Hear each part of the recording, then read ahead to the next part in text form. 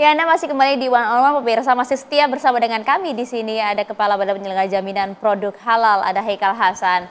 Babe, siap. Ya, Anda tadi sudah sampaikan bahwa saat ini memang pembuatan sertifikat seluruhnya berada di bawah Anda, dari rekan-rekan di BPJPH. Siap. Bagaimana kemudian dengan kewenangan MUI yang sebagian hilang diserap oleh BPJPH? Sebenarnya tidak hilang, ya. Untuk menetapkan yang reguler itu masih memerlukan komisi fatwa yang ada di MUI. Jadi mereka bersidang untuk menentukan produk ini halal atau haram. Sekarang masih ada. Cuman kita kan pengen kecepatan. Maria, target kami itu 10.000 sertifikat halal per day loh. 10,000 per day. Jadi kita mesti ada percepatan. Emang MUI menghambat selama ini? Lambat. Awalnya itu lambat, iya. Sehingga kita tetapkan adanya self declare, adanya komite fatwa, itu untuk mempercepat. Kan kelihatan selama bertahun-tahun berapa.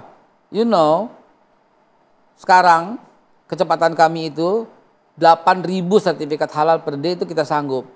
Dengan sistem halal max yang akan kita launching, 10.000 sertifikat halal kita sanggup. Dalam uji coba kita berhasil nembus 10.000 per day. Gitu loh. Ini bukan gampang-gampangin, bukan, memang prosesnya kita percepat. Upload videonya. Anda ingin membuktikan bahwa tanpa MUI Anda bisa berdiri sendiri? Kita nggak bisa bilang begitu, karena strategi dua kita kolaborasi. Nomor satu tadi regulasi, peraturannya kita perbaikin. Yang kedua kolaborasi. Kolaborasi dengan siapa? Dengan 9 kementerian, 3 badan, 1 organisasi, dan 1 kepolisian. 9 kementerian itu Kemendak, Kemenak, Kemenperin, Kementerian Pariwisata, Kementerian apa lagi yang belum saya sebut, Kesehatan, Kementerian Pariwisata udah, Perdagangan udah, Dalam Negeri, Kementerian UMKM, Kementerian Ekonomi Kreatif, dan kemudian badannya, Badan BPOM, Badan Gizi Nasional, dapur-dapurnya, Badan Pangan, terus organisasi MUI, ya, terus kemudian kepolisian. Itu loh, 9 kementerian, 3 badan, 1 organisasi, dan 1 kepolisian. Itu keterkaitannya. Jadi nggak bisa kita berdiri sendiri. Nggak bisa, kita harus bekerja sama dengan yang lain. Kalau para gubernur dan kepala daerah nggak dukung gimana? Nggak jalan juga tuh barang. Kalau Kementerian UMKM nggak support gimana? Nggak jadi juga tuh barang. Jadi Kementerian UMKM support, para Pak Gubernur-Gubernur ke daerah support. Gitu. Saya sampai ikut meeting, dalam meeting diselenggarakan oleh Pak Tito dari Kemendagri. Saya berbicara kepada semua kepala daerah, kepala gubernur dan kepala daerah untuk ayo halal ini untuk menguatkan. Mari bayangkan berapa banyak produk yang masuk dari China, dari Korea, dan mereka sudah bersertifikat halal. Terus kalau UMKM kita nggak halal gimana jadinya? Kalah karena budaya dan situasi saat ini anak-anak itu memilih produk yang halal kan. Oke, artinya saat ini komunikasi BPJPH dengan MUI tetap dong terjalin. Nggak akan kita putuskan, itu kan kakak kita, pembina. Katanya kata Anda kalau lambat kemudian akan kami ambil alih. Betul sekali. Lama-lama tergeser dong perannya. Makanya harus cepat. Harus cepat. Kecepatan itu adalah power sekarang. Speed is power sekarang. Karena banyak narasi yang beredar, nampaknya di bawah kepemimpinan Anda memang ingin melakukan berbagai sertifikasi halal, prosesnya dari hulu ke hilir berada di bawah Anda. Tidak ada lagi peran MUI, tidak ada lagi peran-peran pihak ketiga lainnya di sana. Salah, tetap ada perannya. Seperti saya katakan tadi, nomor 1 strategi kami regulasi kita perbaiki. Nomor 2 kolaborasi dengan siapa? Saya ulangi, 9 kementerian, 3 badan, kepolisian dan organisasi. Itu nggak bisa kita lepaskan. Sampai kapan? Sampai kapanpun. Contoh, wisata halal. Ya kan? Bayangkan kita nomor 5 wisata halal dunia. Nomor 5 kalah sama apa? Sama Hong Kong. Coba, masa kalah sama Hong Kong sama Jepang? Hong Kong kita tahu kan produknya seperti apa, tapi kita kalah. Bagaimana caranya? Karena mereka memproklamirkan, memarketingkan dengan baik. Halal wisata ya, Muslim friendly.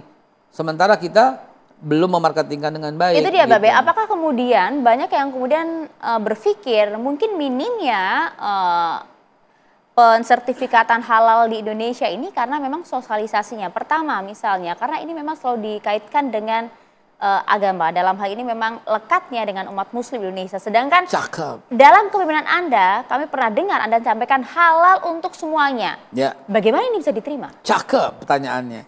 Ini Pemirsa. Belum pantun nih padahal nih, belum pantun nih. Pemirsa, kalau reporternya cerdas kayak begini, kalau hostnya cerdas kayak gini, jawabnya asik. Dijawab dulu, Babe. Begini, Maria. Halal is not for Muslim only. Jelas tertulis dalam Al-Quran, ya ayuhan nas, wahai manusia. Bukan wahai Islam, wahai orang beriman, tidak. Wahai manusia, makanlah di bumi Tuhan ini halal dan baik.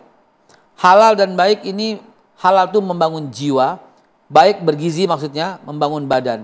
Sejalan dengan lagu kebangsaan kita. Bangunlah jiwanya, bangunlah badannya. Membangun jiwa, ruh dengan makanan yang halal. Bukan cuma zatnya tapi sumbernya. Itu mempengaruhi. Sangat sulit kalau kita kemudian membawa ini ke agama. Undang-undang kita bagaimana, Babe? Itulah, saya tidak pernah membawa halal ke agama. Karena apa? Karena halal for everyone. Halal for everybody. Sekarang kita buka data. Negara yang paling banyak produksi halal itu China. Bukan Islam tuh, bukan negara Islam. Negara kedua itu Brazil, juga bukan Islam. Negara ketiga itu Amerika, bukan Islam. Berikutnya Perancis, bukan Islam. Artinya memang halal is lifestyle. Halal is symbol of quality, health, and clean. Halal itu simbol buat kualitas, kebersihan, dan kesehatan. Halal is modern civilization. Belum lama saya ke Rusia dalam tugas dari negara untuk menjadi pembicara di Kazan Forum di Rusia. Saya menginap di Hotel Kempinski. Sorry saya sebut nama, karena memang di Rusia. Anda tahu apa yang terjadi di nginep di hotel itu di negara yang katanya ateis, katanya komunis. Begitu saya sarapan, ini halal meat, ini halal corner. Keren banget, nggak terdapat di hotel kita gitu loh. Tapi banyak hotel yang oke. Borobudur contohnya, dia tuh semangat banget menghubungi kami untuk melihat menu-menunya itu halal. Contohnya. Oke, seberapa penting sebenarnya produk halal ini untuk kita semua ya? Sebentar saya jawab lagi ya tentang halal dunia itu. Rusia punya lembaga kementerian halal setingkat menteri. Amerika, USDA-nya, United States Drug and Agriculture, berkali-kali mengundang kami untuk berbicara soal halal. Saya diundang ke Universitas Colorado untuk bercerita apa itu halal. Amerika. China apalagi, ada 5 LHLN di sana yang terus mengundang. Ini maksudnya Babe mau speak biar badan kemudian naik level jadi kementerian gitu? Enggak. Maksudnya gimana Babe? Enggak, artinya mereka peduli. Senin kemarin saya ngajar di Silla University. Silla University itu di Korea, di Busan. Dia punya mata kuliah industri halal. Come on, Korea.